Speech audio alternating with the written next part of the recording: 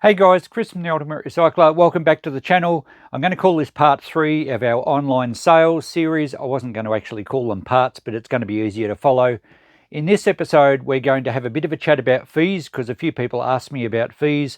I'll just give you a brief rundown and it will explain why I make some decisions that I do. And I'll also touch on why I no longer sell overseas. We'll also check up with a couple of listings we've got on there to see how they're going. And I'm going to list a couple more things. This really cool looking old Ampol oil tin, which should do pretty well. And, oh, this thing's still alive. And this is a Dyson vacuum cleaner. I'm not sure if it's a stick vacuum or a specialized pet one. We'll check it out. It was dropped in for e-waste. I don't have a charger with it. Obviously, it's still got some battery life. It's like a ray gun. And I think it's worth putting this online pretty much for parts because obviously there's a battery and there's probably good filters and the housings. I've done a little bit of checking and these things are worth quite a bit of money. So I think we'll put this on for parts, see how we go. So any of you scrappers or if you do street scrapping and you pick up electronics along the side of the road that's destined for landfill, some things like this can make you some good money. So we'll list this as well. But first of all, let's have a bit of a chat about eBay fees. Okay, a quick rundown here with the notepad on eBay fees. I won't muck around too much. In Australia, there's no fees for listing, although it might depend if you're a new seller or something. But if you've been registered and have sold a little bit on eBay, they give you lots of free listings each month. So no issues there. When you sell an item, there's final value fees. Now, they have a 30 cents fixed fee, and that's whether it's a $5,000 item or whether it's a $2 item. Obviously, if it's a $2 item, your 30 cents is going to be worth factoring in. Now, I don't sell anything low value on eBay because of the fees, and I'll talk about some of the other issues there.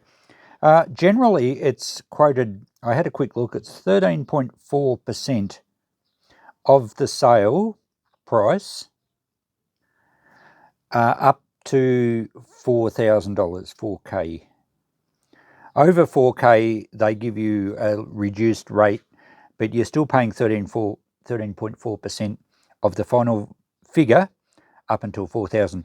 Now, importantly, that final figure includes postage and anything else. If there's a handling fee or anything, whatever the final value is, you're paying that percentage plus 30 cents as a final value fee.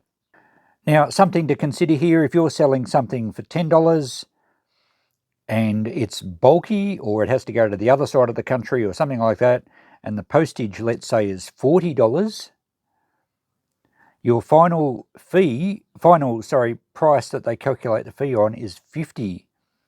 So if we estimate 15%, and that's probably a realistic figure to use, just to, it's going to fluctuate a little bit, but let's say 15% on $50 is $7.50 in fees. If you have to pay out the $40 to post the thing, so you've only got $10 return minus $7.50, you're only making $2.50.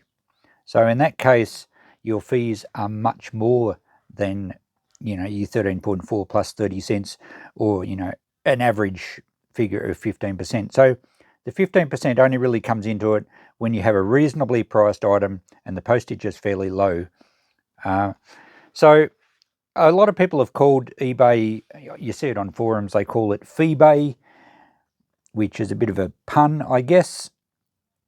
And they're just whinging at how much it costs. Now, it has gone up over the years, but it's certainly, if used properly, it's certainly a lot cheaper than some of your proper auction houses that can pay 20 to 25% final commission at the end. So if used properly, it's not bad. Admittedly, you don't pay any fees with Marketplace or Gumtree or some of the other online sales platforms. However, eBay is really handy to use because of its auction format if you don't know a price of something, or if you're trying to find a buyer that's fairly obscure, because there's people all over the world on eBay. But that brings me to another point. With your postage figure, if you're selling overseas, you might sell something for, say, $50. But it's not unrealistic for the postage to be $100. It's very expensive to post overseas. So if you're trying to sell something bulky and you have to send it overseas, your final value fees is going to be, well, bigger than that probably, and it's going to really eat into your bottom line. You'll certainly be paying more than 15%. I no longer sell overseas. I've had a few issues with it, but certainly the postage, the fees on the postage is a major issue. The other problem is how long it takes to get there. Now, I sent something, here's a quick example. I sold something for about $80. It was a vintage hi-fi part. I thought I'd listed internationally. This was quite a while ago, and it's the last thing I ever sold overseas. It sold to someone in Scandinavia somewhere. I forget where, Norway, somewhere over there. The postage was about $50, I think. It wasn't a big parcel. So $130 less my fees, plus overseas, they also hit you, eBay hit you with an additional 1.1% just for the privilege of selling overseas. So in this case, it would have been 13.4 plus 1.1 off my 130 is about $18.70, which left me with about 111. Now, these figures aren't exact. I don't remember the exact figures, but it gives you a bit of an idea. So I then had to pay my 50 postage out of this. So that took it down to $61.28. So I lost a bit off my $80, but the other problem I had was it didn't turn up. It was posted just before Christmas. Admittedly, there was Christmas mail. There was an issue with some postage strikes or something at the time. It was not long after COVID, and there was backlog of mail, and whatever the reason, it took, well, I still don't know where it went to. This particular part never made it to its destination within the time frame that eBay gives you, and I don't remember how long it was, 60 days or something. But whatever, the buyer had a time frame to lodge a claim. Now, he held off, and we emailed a few times, and I said it definitely went, and he said, well, it hasn't turned up yet. It got to 59 days, and he said, look, sorry, I haven't received it. I'm going to put in a claim. What could I do? He claimed. He got his $130 back, or whatever the equivalent was in his currency. I didn't get the part. I had to refund the money, so I'm out of pocket, and I don't have the part. And for all I know, it turned up the following day. I guess it's up to his honesty to contact me. I never heard anything. So, all right, it may have been lost. I'm out of pocket. It may have turned up, and the guy was unscrupulous. I'm out of pocket. So, no more overseas. It's just too expensive when you consider the amount of postage that it takes to get something over there. Even a standard size letter is getting expensive. So, no more overseas for me. And that's a bit of a brief rundown on the fees. There are extras if you want to have a subtitle to your listing. It costs you, I think, $2.20 per listing. And if you want to list in 2 categories, it's an extra $1. Considering most people just search for keywords, I just list in 1 category, no subtitles, and keep my fees to a minimum. I mentioned in the last video about having an eBay store. Well, I called it a shop, but they call it an eBay store. The fees are a little bit cheaper. I've never had one, but you do have to pay a fee each month. I did look it up, and it's $27.45 every month. So I think an eBay store is only suitable for someone that's doing large volumes of stuff and has a whole lot of listings ticking over and constantly adding to it. It would be a lot of work to run a store, I would imagine, and if you've only got a small margin on every item, it'd be hard work to make a living, but some people manage to do it. But as far as using eBay, I use it mainly for the auction format, because when I list something that I don't really know what it's worth, it gives the potential for a massive return, and occasionally we get really surprised and it does well.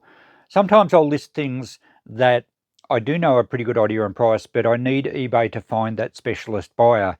An example of that is if I've got a car manual for a 1937 Chevy, for an example, in my shop, how long would I have to wait for a guy with that model car to come into the shop, find the manual, and we're assuming that he doesn't have one already. So to move stock quickly, I can put it on eBay, use the right keywords. All the guys with 1937 Chevys will see it. One might want to either upgrade his manual because his is damaged, he mightn't have a manual, he might want the original one, he's only got an aftermarket one. Whatever the case is, eBay is a great way to find that specific person fairly quickly. I'll run it as an auction if that was the case, because there might be two people with 37 Chevys that don't have a manual, and they might go berserk, a bit of a bidding war. That works in my favour. If it doesn't sell at auction, I'll then relist it as a buy it now, and eventually someone will find it. But it's much more likely on eBay than in my shop. So eBay is a really handy tool to use for that sort of stuff, but I do like the auction format. I've had some great wins over the years. You just never know when something's going to go ballistic because 10 or 20 people want it and their egos get in the road because they don't want to be beaten. And as a seller, I can get a really good price back. On my computer now, and I wanted to point out something that I mentioned in a last video as well, where with machinery stuff, you've got to be really careful to list it in the right category. eBay motors have fixed fees, and I just did a quick search in the eBay motorcycles, eBay motors, cars, bikes and boats, motorcycles category, and I searched by lowest first to see what the lowest price was here, and this is it. Someone is selling a 1938 motorcycle photograph for $10. Buy it now, free postage. Now they've listed it in the motorcycle category, which in this eBay Motors section has a fixed fee of $8.80, and if the item sells, it's a fixed fee of, I think, $66. So this guy has listed this photo. It's cost him $8.80 to list it. He's offering free postage, so he's barely going to break even there. And if it sells, my understanding is that he'll be hit with fees of $66. So there's a few other parts in here that people are going to get themselves into a bit of strife. I don't think these guys are new sellers, but I don't think they normally list car or motorbike stuff. This is actually all motorbike stuff.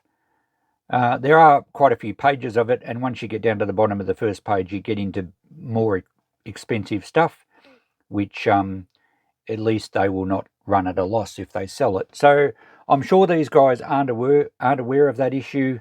Selling parts, cheap parts, in the wrong category can cost them money even if they sell it. So that's my understanding. If I've got that wrong, let me know, but be very careful selling car parts, machinery parts, motorbike parts in the eBay Motors, cars, bikes and boats category. Now back to my eBay page where I have two items on, and before I list those other couple, let's have a quick chat about these.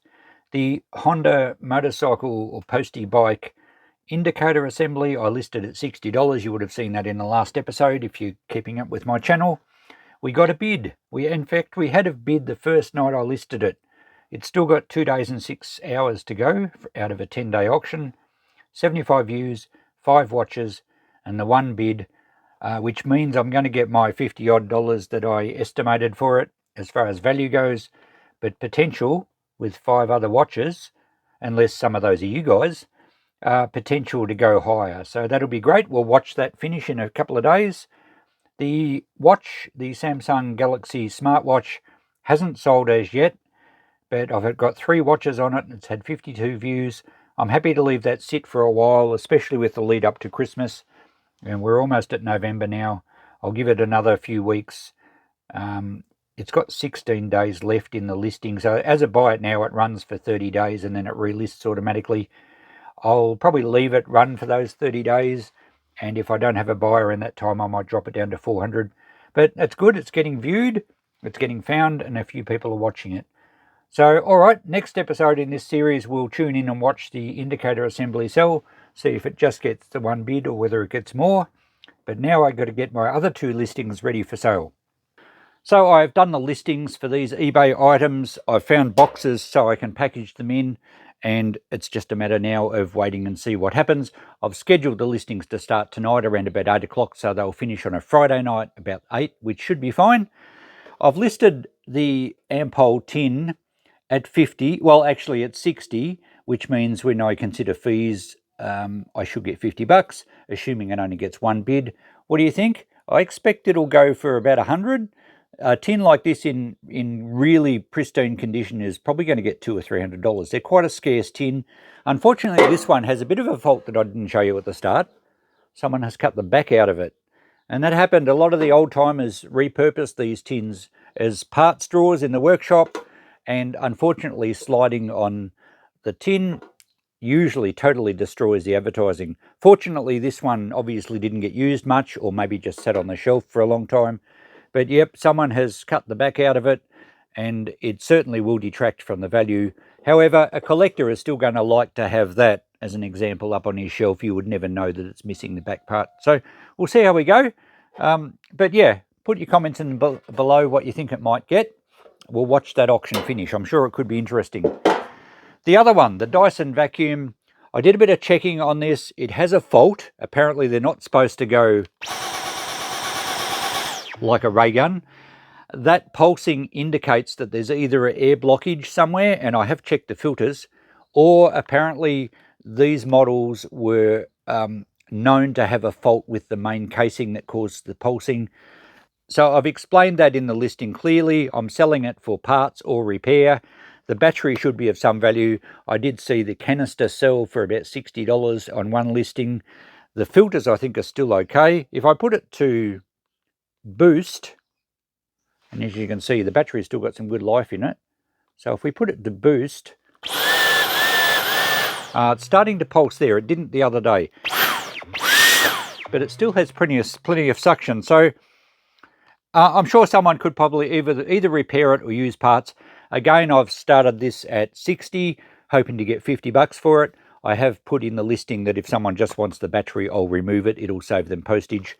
So there we go. We'll check those out in the next episode of this series, and we'll also see what those indicators make. So thanks for watching. I hope you're enjoying this. I'm going to keep this series going, showing what I'm selling. You'll get to see how close I was with my valuations. We should see an exciting finish on some of the auctions. Others might be disappointing. And I'll be throwing in tips and tricks about eBaying all the way through as I think of them.